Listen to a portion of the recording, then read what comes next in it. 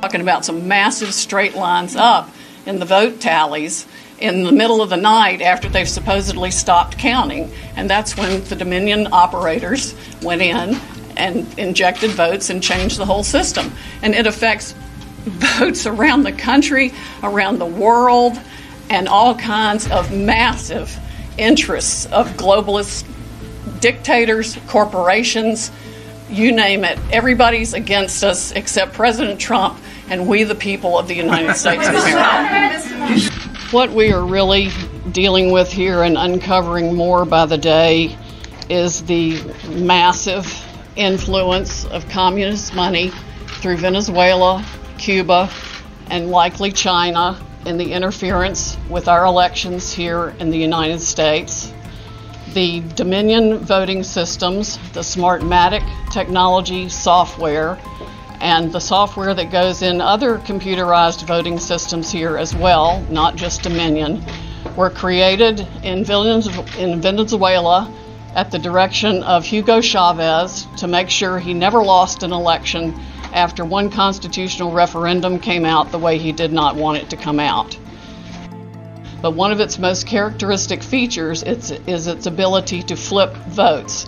It can set and run an algorithm that probably ran all over the country to take a certain percentage of votes from President Trump and flip them to President Biden, which we might never have uncovered had the votes for President Trump not been so overwhelming in so many of these states that it broke the algorithm that had been plugged into the system. And that's what caused them to have to shut down in the states they shut down in.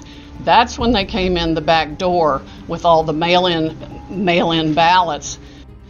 We have one very strong witness who has explained how it all works.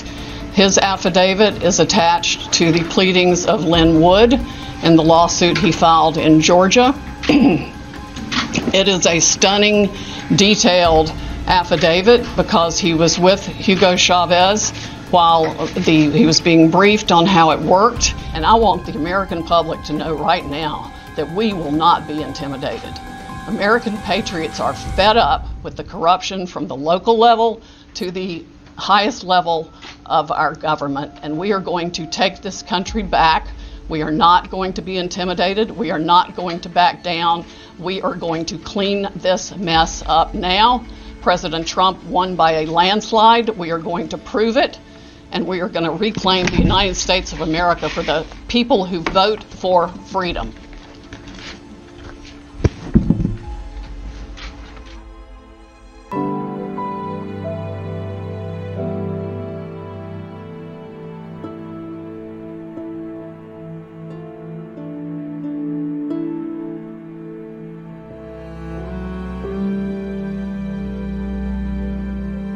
For more than a week, Powell has been all over conservative media with the following story.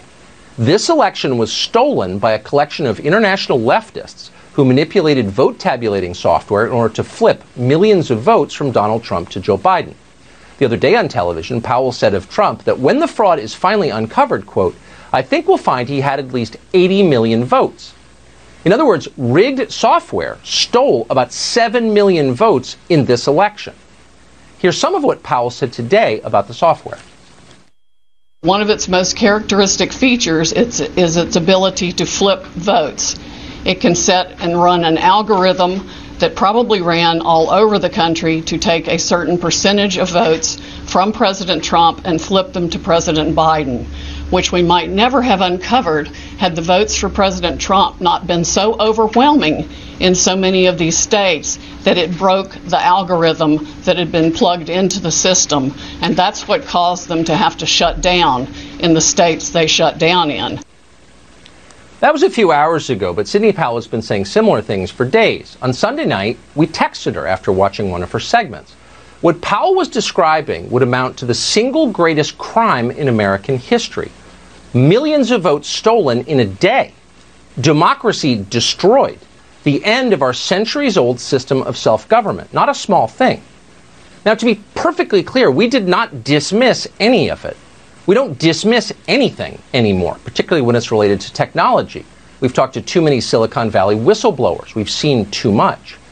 After 4 years, this may be the single most open-minded show on television. We literally do UFO segments, not because we're crazy or had even been interested in the subject, but because there is evidence that UFOs are real and everyone lies about it. There's evidence that a lot of things that responsible people used to dismiss out of hand as ridiculous are in fact real. And we don't care who mocks it. The louder the Yale Political Science Department and the staff of the Atlantic magazine scream, "conspiracy theory," the more interested we tend to be. That's usually a sign you're over the target. A lot of people with impressive sounding credentials in this country are frauds. They have no idea what they're doing. They're children posing as authorities, and when they're caught, they lie and then they blame you for it.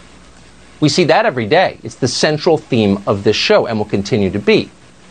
So that's a long way of saying we took Sidney Powell seriously. We had no intention of fighting with her. We've always respected her work.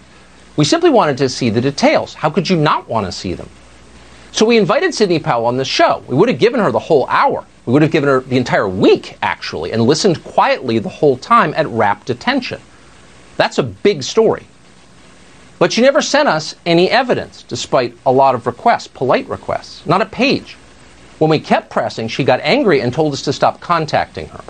When we checked with others around the Trump campaign, people in positions of authority, they told us Powell has never given them any evidence either, nor did she provide any today at the press conference. Powell did say that electronic voting is dangerous, and she's right. We're with her there. But she never demonstrated that a single actual vote was moved illegitimately by software from one candidate to another. Not one. So why are we telling you this? We're telling you this because it's true.